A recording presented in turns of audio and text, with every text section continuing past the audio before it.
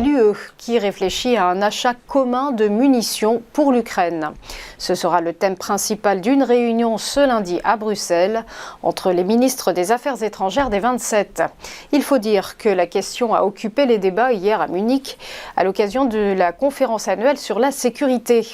Le chef de la diplomatie européenne, Josep Borrell, s'est dit favorable à cette proposition formulée par la première ministre estonienne, Kaja Kallas.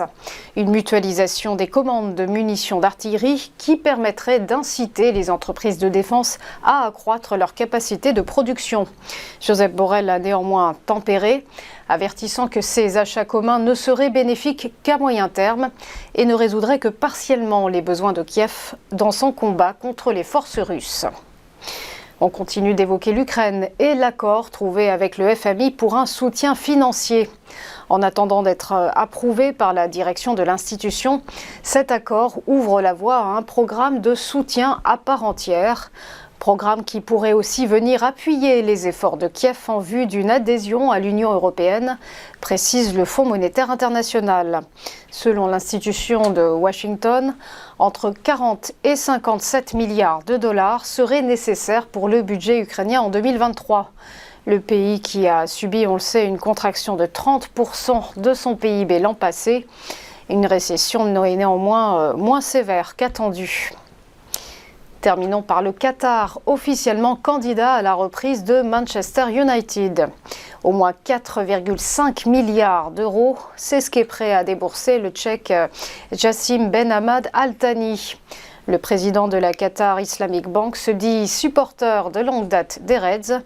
Il est le premier, en tout cas, à avoir déposé une offre pour le club de foot mancunien vendredi.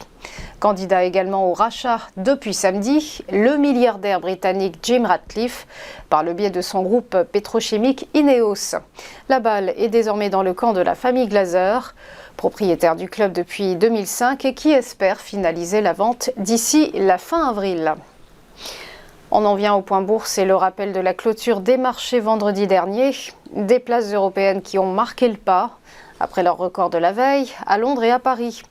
Avec un CAC 40 qui s'est érodé de moins 0,25%, terminant à 7347 points.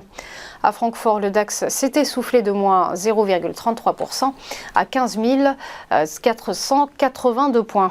Et à Londres, le FTSE, lui, s'est effrité de moins 0,10% à 8004 points. Quant au MIB de Milan, il a chuté de moins 0,37%.